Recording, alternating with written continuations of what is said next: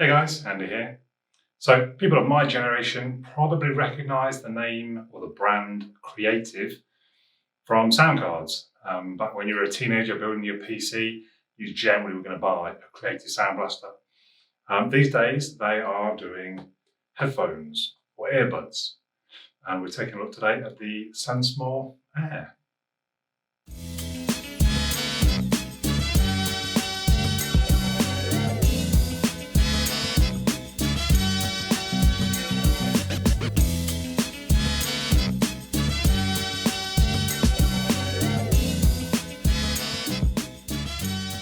So I'm going to start off talking a little bit about the design.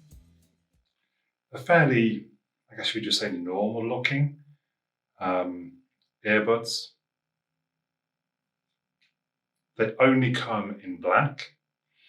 They have Bluetooth 5.2.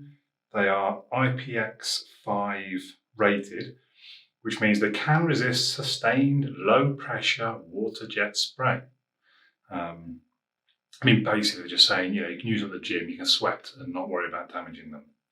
They are quite small and light. There's no wings, as you can see, but actually they go in very easily, very comfortable. You get an announcement, Bluetooth connected, and then the battery level. I did find that the left ear would sometimes work its way a little bit loose, as in I've got the biggest tips on these that you can get, but I think I just must have quite large ear canals. So the left side, every now and then, I'll have to kind of just reseat, I suppose. Never came out, but I'd have to perhaps reseat if I was working in the gym. The case, it feels a little large, but at the same time, it's fairly standard size these days, I think. It does feel a bit light and plasticky, which is a little bit of a shame, but we shouldn't really judge it on that. I definitely don't have any problems with them seating and charging. I've never taken them out and they've not been charged.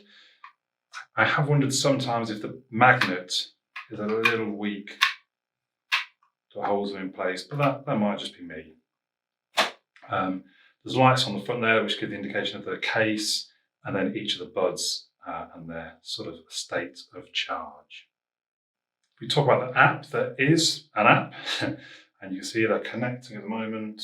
Well, that's not actually, because I took them out of the case. There we go.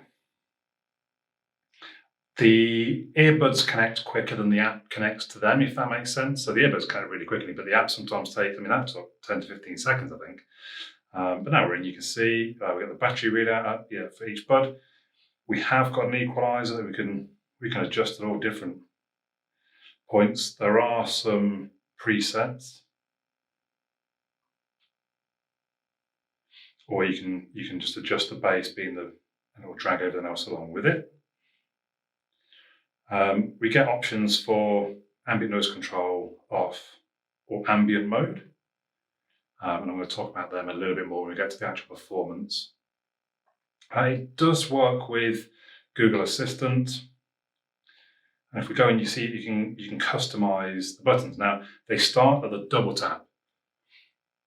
I like it and I don't like it. I like it just a single tap to play and pause. It's just easier than you've got double tap and triple tap as options to program other things to. But at the same time, with a single tap, you're towering yourself down perhaps and you catch the earbud and it just stops playing. So I get why they don't do it.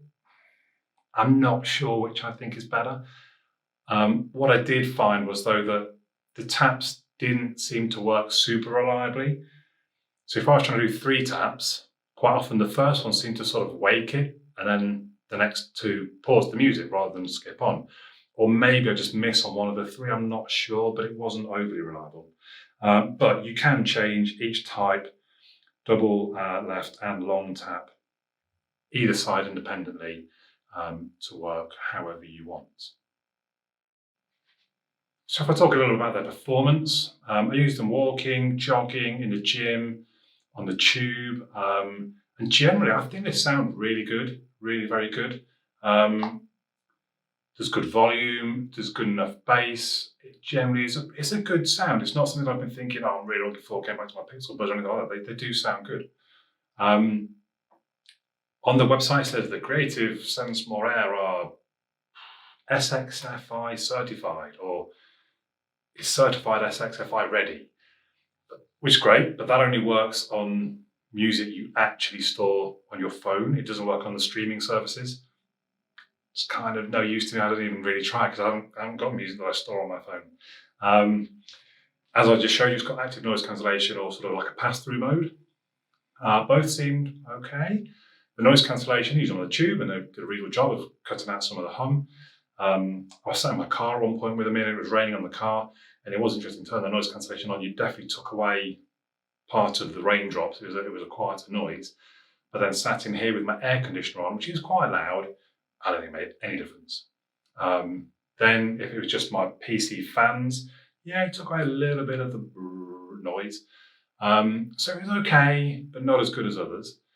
The only pass-through, if I'm honest, I didn't really get to use them in a conversation with anybody, but you could, when you turn on, you could really tell the noise was being passed through to you, how much that helps. Oh yeah, so it said the biggest problem for me, again, the website says something about having 4 mics for better noise cancellation and phone calls, blah, blah, blah. I tried 2 phone calls with these earbuds. I had to abandon them both. Well, the first one, trying to ring my mum, having a chat, she was in it, I can't hear you, I'm really sorry. So I had to put the earbuds away and just use the phone old school. I felt like some kind of idiot from the 80s. And then another time I was out jogging and I received a phone call, which, I mean, doesn't happen very often if I'm very honest, but so I took it and they were just saying, oh, I'm really sorry, I just can't hear you. And I said, oh, I'll give you a call back in 10 minutes when I get back home. So yeah, I mean, hopefully it's just some kind of firmware issue. I have checked, they're up to date, but I'm hoping it's just firmware and it can be fixed.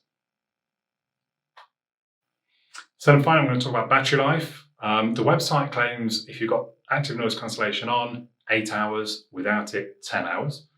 That's pretty good, I would say.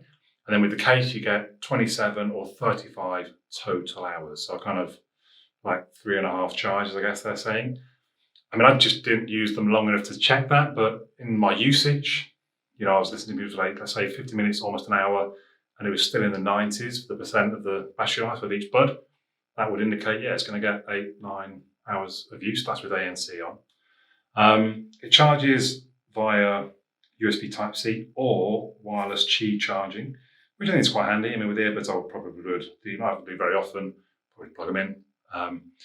It says when you put the earbuds in, even just 10 minutes gives you 2 hours of listening time. So that's pretty good as well. So yeah, battery life seems kind of a strength of it.